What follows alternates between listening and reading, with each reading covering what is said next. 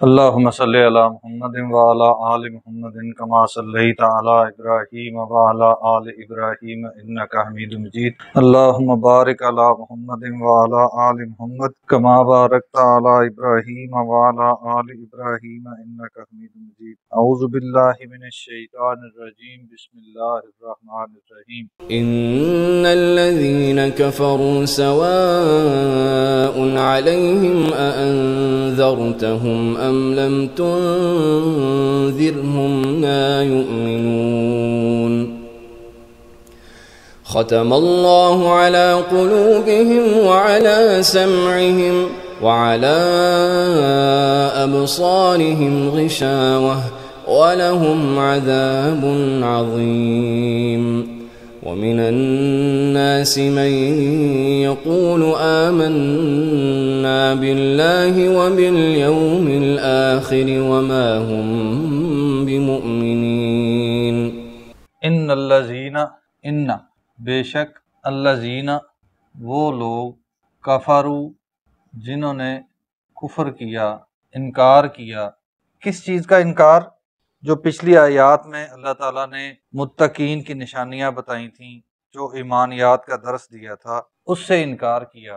سواء علیہم برابر ہے، ایک جیسا ہے، علیہم ان کے لیے، ان پر، انذرتہم چاہے آپ ان کو ڈرائیں، اللہ کے عذاب کی وعید سنائیں، ان کو نصیحت کریں، ام لم تنذرہم یا ان کو نہ ڈرائیں، یہ دونوں باتیں ان کے لیے ایک جیسی ہیں۔ لا یؤمنون وہ ایمان نہیں لائیں گے۔ یہ ان کفار کی بات ہو رہی ہے جو رسول اللہ صلی اللہ علیہ وسلم کے بار بار دعوت دینے کے باوجود، اللہ کے احکامات پہنچانے کے باوجود اپنے باپ دادا کے دین پہ اڑے ہوئے تھے، جن کے نزدیک سارے کا سارا دین صرف وہی تھا جو ان کے باپ دادا کے پاس تھا۔ اللہ تعالیٰ نے ان کے لیے رسول اللہ صلی اللہ علیہ وسلم کو یہ نصیحت فرمائی کہ آپ ان کے بارے میں پریشان نہ ہوں، آپ ان پر وقت ضائع نہ کریں، ان کو آپ دعوت دیں یا نہ دیں، وہ آپ ایمان نہیں لائیں گے۔ ایسے ہی ہے کہ جب کسی شخص کے پاس قرآن اور حدیث کی دلیل رکھ دی جائے، اس کے باوجود وہ اس بات پر اڑا رہے کہ اس سے پہلے جو لوگ جس بات پر عمل کر رہے ہیں، جس دلیل پر کھڑے ہیں، جو وہ عمل کر رہے ہیں، جن نظریات کا، جن عقائد کے وہ مالک ہیں، وہ بھی اسی عقائد پر ہی کھڑے رہیں گے۔ دلیل دیکھنے کے باوجود، قرآن و حدیث میں سے دلائل دیکھنے کے باوجود وہ ان سابقہ عقائد پر ہی اگر کھڑے رہیں، وہ اپنے آباء و اجداد کے دین پر ہی کھڑے رہیں، تو یہ سیم وہی نظریہ ہے۔ اللہ تعالیٰ محفوظ فرمائے۔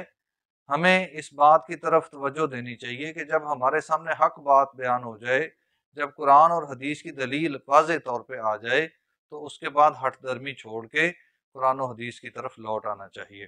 ختم اللہ علی قلوبہم، ختم مہر لگا دی، اللہ تعالیٰ نے، علی قلوبہم ان کے دلوں پر، ان کی ہٹ درمی کی وجہ سے، ان کی بدتمیزیوں کی وجہ سے ان کے دل اس قدر سخت ہو گئے کہ ان پر مہر لگ گئی، ان کے دل سیل ہو گئے۔ خاتمہ مہر لگانے سے مراد اس طرح ہے جیسے ہمارے ہاں ڈاک خانے کا ایک تھیلا جو ہے اس کے اوپر گرہ لگا کے اس کے اوپر مہر لگا دی جاتی ہے، یا مینجمنٹ کے ادارے ہیں وہ کسی بلڈنگ کو سیل کرتے ہیں تو اس کو تالا لگا کے اس کے اوپر مہر لگاتے ہیں، تو اس کا مطلب یہ ہوتا ہے کہ اب اس کے اندر نہ کوئی آ سکتا ہے نہ جا سکتا ہے۔ تو اللہ تعالیٰ نے بھی مہر لگا دی، اس کا مطلب یہ ہے کہ ان کے دلوں کو سیل کر دیا، اب اس میں کوئی بات ان کے اندر اثر نہیں کر سکتی۔ مہر لگا دی ان کے دلوں پہ، وَعَلَىٰ سَمْعِهِمْ اور ان کے کانوں پہ، وَعَلَىٰ أَبْصَارِهِمْ اور ان کی آنکھوں پہ، غشاوۃ پردہ ہے۔ دلوں اور کانوں پہ مہر ہے اور آنکھوں پر پردہ ہے۔